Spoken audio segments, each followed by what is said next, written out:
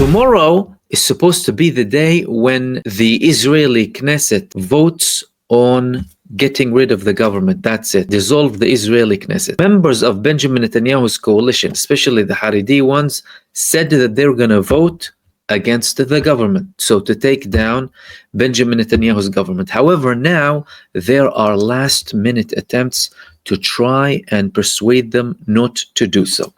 We had this report here in the Israeli Ma'arif. Senior Torah Judaism official tells Ma'arif there is an agreed-upon recruitment plan. According to him, some of the sanctions will be delayed. The action coming from the Israeli state, it's only going to come for those who do not actually adhere to the recruitment demands or are called and then they do not serve. But there were other interesting details that they mentioned in this report. So firstly, we understand that there are attempts to persuade them not to go ahead and vote against Benjamin Netanyahu, because Benjamin Netanyahu, he will collapse, that's it. But there were other things that they mentioned in this report here in relation to the main person dealing with the negotiations with the Haredi community, and he is the member of the Likud party and the chair of the Foreign Affairs and Defense Committee in Israel, Yuli Edelstein. And they said this: Chairman of the Foreign Affairs and Security Committee, Yuli Edelstein, knows the details. He understands that the rabbis are not willing to have personal sanctions imposed on the Haredi public all at once. In such law, it is customary to give an adaptation period, certainly when it comes to personal sanctions, but Edelstein insists. According to the senior official, those working hardest to prevent the vote dissolving the Knesset on Wednesday are the Haredi faction. So he's saying that we're trying to reach a compromise here, but Edelstein is aligning himself with the legal advice. The legal advisors in Israel and the judicial system in Israel is viewed as against Netanyahu. They view them as if they are against Benjamin Netanyahu, and they do take certain actions that are not in the favor of the Israeli prime minister, because he constantly goes against them and he tries to have this judicial reform and dictate who is appointed in the Supreme Court, as if they are the legislators and not the Knesset members. If there are no summaries approved by the great leaders of Israel by the vote tomorrow, and we are forced to vote in favor of dissolving the Knesset, the only person to blame will be Yuli Edelstein. And the conclusion will be that he wants to overthrow Bibi. This is the most interesting bit. There have been internal divisions in the Likud party. There have been many people who have criticized Benjamin Netanyahu.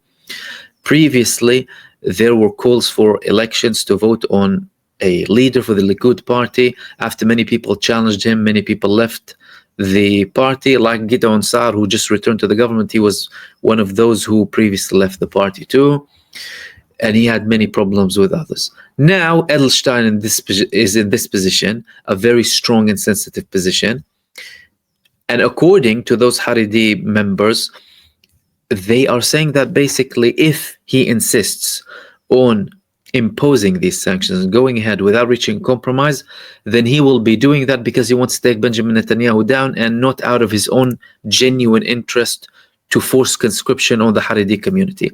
There could be a lot behind this, because many people want Benjamin Netanyahu down, including members of the Likud party.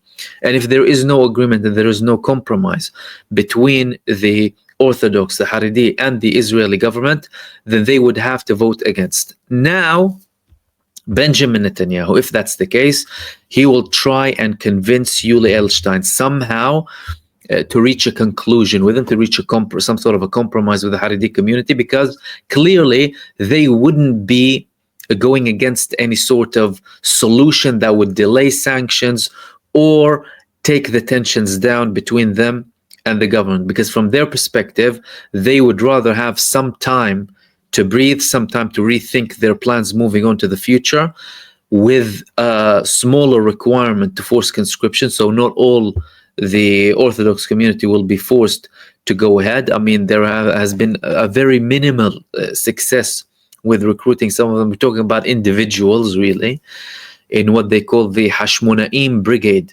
in the Gaza Strip, people who go and require certain things like observing their traditions and their religious duties, living life according to the law whilst they're in the Israeli army. Of course, again, individuals, you're not talking about any large numbers. The vast majority of them refuse this whole idea being pushed by the Israeli government, but it's causing a lot of problems, and that could lead to the collapse of Benjamin Netanyahu. Now, if the vote goes ahead tomorrow and the members of the coalition vote against, that means no agreement has been reached, and that means that the Benjamin Netanyahu government will collapse, and there will be most likely calls for early elections very quickly after. Now, this Yuli Edelstein is a man who is hated by the Orthodox community. As a matter of fact, the Shah spiritual leader said that his soul is an abomination. Shame he came to Israel. And you might be wondering why he's saying shame he came to Israel, because Yuli Edelstein was previously in the previous Soviet Union. He comes from Ukraine. He came to occupied Palestine in 1987. And like all of the other Zionist leaders, they come, they occupy, and they start dictating. So Yuli Edelstein just spent a few decades in the country, and now he is in this position.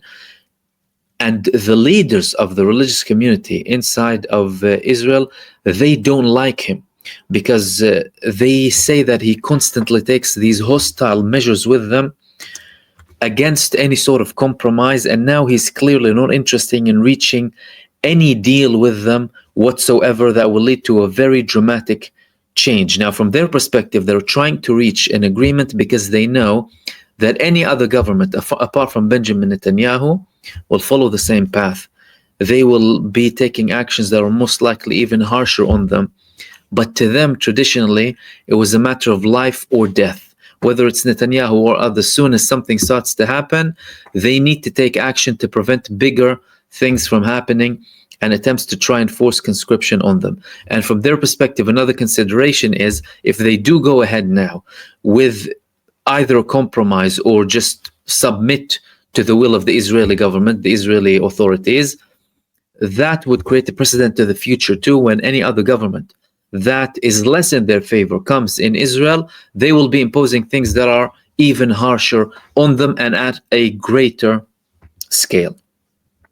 Moving on to the next thing that I wanted to talk to you about, a new Zionist attack against the Hodeidah port in Yemen. But there's something very interesting in this attack. This is not your normal attack.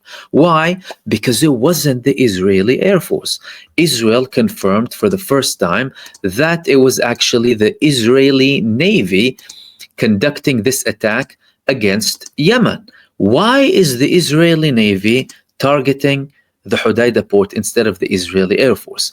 In this report here, they said unusual attack in Yemen. The Houthis reported that different attacks that hit the docks of the central port in Hodeidah, except that this time the Air Force was not behind the attacks and they were carried out by the sea. The IDF confirmed and warned, stay away from the port.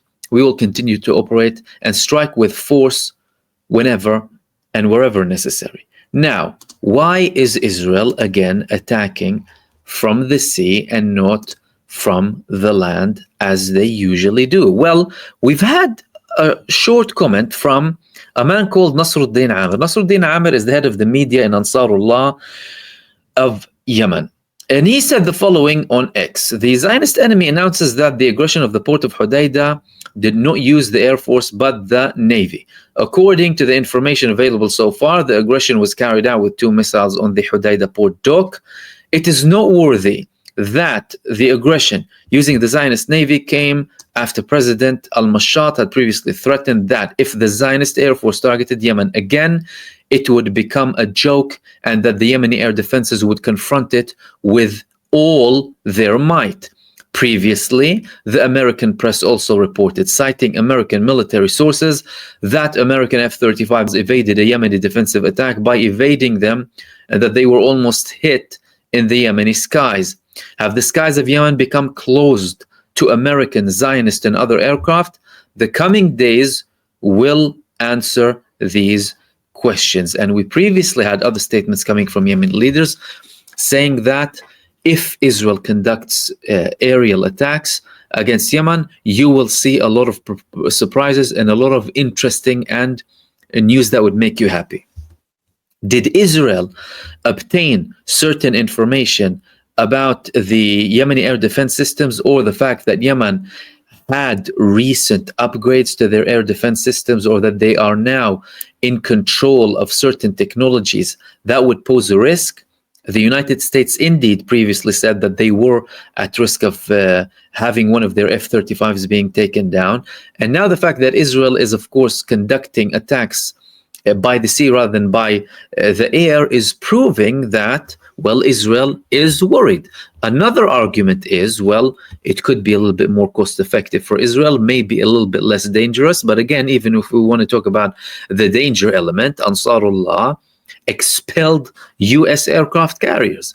There's nothing that they did to the U.S. aircraft carriers in the Red Sea that they cannot do to some pathetic Israeli Navy ships. They can definitely do something against them, but clearly Israel was more worried about its fighter jets being attacked in Yemen. And this is coming with more messages being sent from the Yemeni Ansarullah to the Palestinian resistance, like this one here.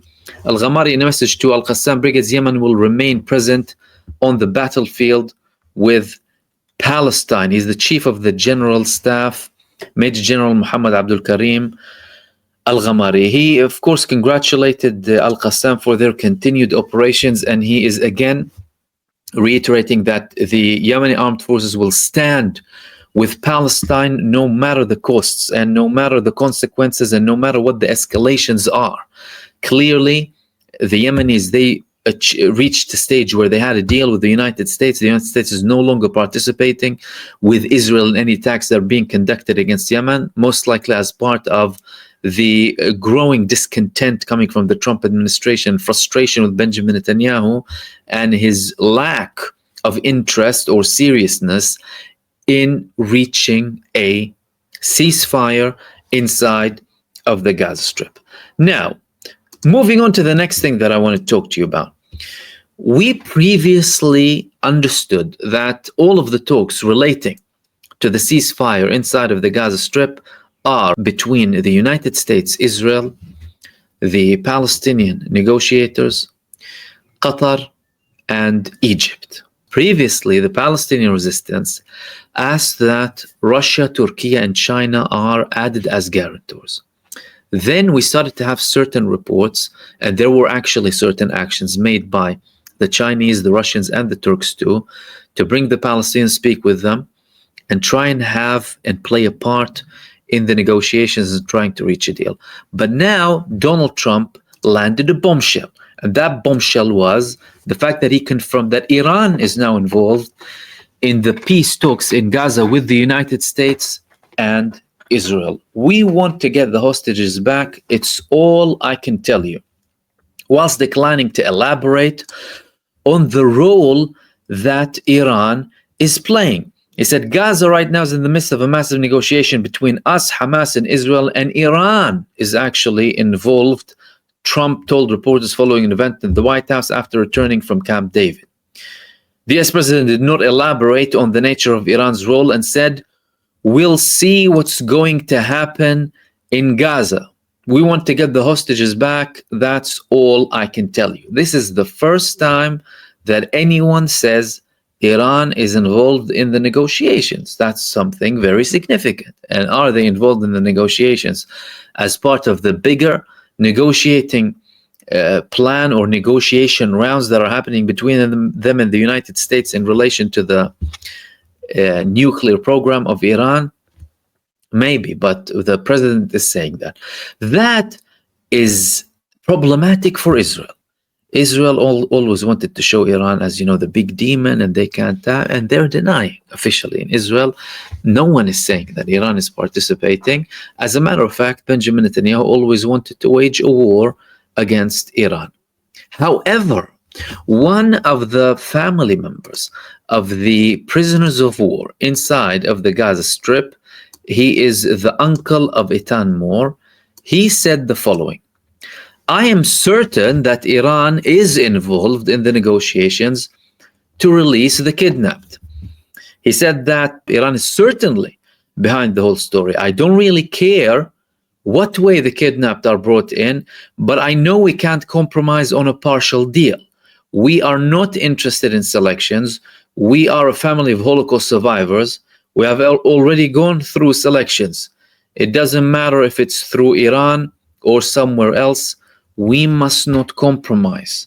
So clearly, some of these families of the prisoners of war, they have some sort of knowledge about an Iranian involvement in the talks and in the negotiations. And again, that's the first time that we heard such a thing. Previously, there were attempts from the Biden administration, for example, to tie the ceasefire agreement and a long-term solution between Israel and Gaza and the West Bank too, with a peace deal with Saudi Arabia.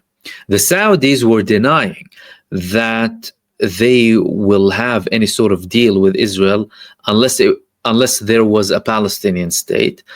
There were reports afterwards that the Saudis changed their mind, and if there's a ceasefire, they're going to accept a deal. They denied that too. However, what we do understand is that the negotiations in general that are happening in the region involve things that are happening simultaneously. Talks between Iran, deal with Saudi Arabia, Trump's plans, and also the Gaza Strip. Now, what can Iran do exactly if it's involved in the negotiations with Gaza, seeing as President Donald Trump is denying or refusing to say what their role is exactly? Well, Iran is considered to be the biggest supporter in arms of the Palestinian resistance. However, the Palestinian resistance is self-sufficient. The Palestinian resistance creates its own weapons. They have their own will, and they have their own independence. Whether Iran sends them technology or sometimes arms them, that's not that relevant on the day-to-day, on the continuity of what's happening. At the end of the day, it's the Palestinian resistance that decided to start Al-Aqsa flood battle without the consent of Iran or anyone else, and without even prior knowledge, without telling them. They just said, we're starting this operation. This is why we ask for X and so to participate with us. Some did, some didn't. And we are where we are. But Iran has a lot of leverage because despite all of that, they have been the biggest supporters. They support the Palestinians with technology. They support them with funds, with arms, and with constant support.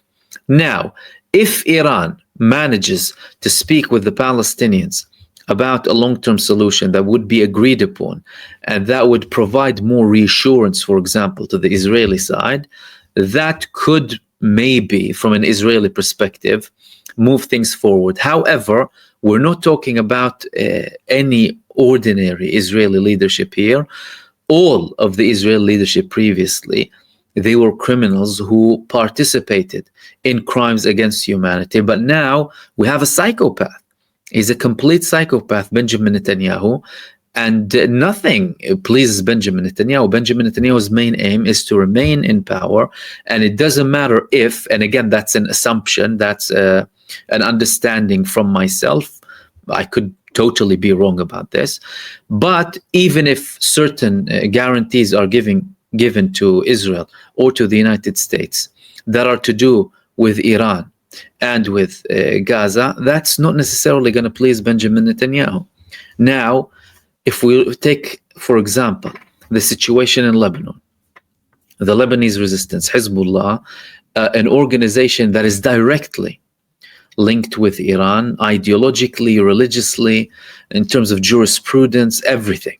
They have had over 7-8 months now of not firing one shot at Israel despite constant attacks on Lebanon. That is most likely agreed upon with Iran too, because although, again, if we talk about Lebanon and Hezbollah as a Lebanese resistance movement, the influence of Iran on the party and on the organization is far greater than the influence of Iran on Hamas, for example, or the Palestinian resistance movements. But the reason that I'm giving this example is to show that there is prospect of certain influence if Iran can have certain guarantees. Now, nothing seems to be working. Neither the negotiations between the American side and the Iranian side, nor the negotiations between the Palestinian side and the Israeli side through the mediators, of course.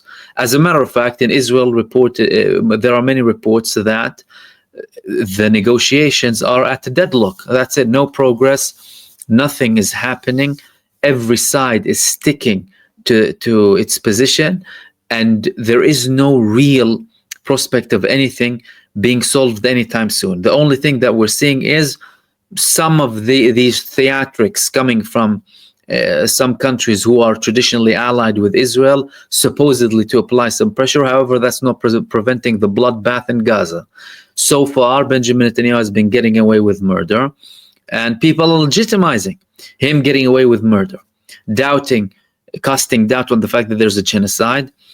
Now going against people who are in the flotilla as if they're criminals somehow for trying to help 2.3 million people going through genocide. And Benjamin Netanyahu is still able to delay and get his way. That is, unless something happens tomorrow and his government is completely taken down and Israel goes to new elections. And if Israel does go to new elections, there will most likely be someone who is elected who's not Benjamin Netanyahu that will most likely get to a deal and a ceasefire that could be a long-term ceasefire.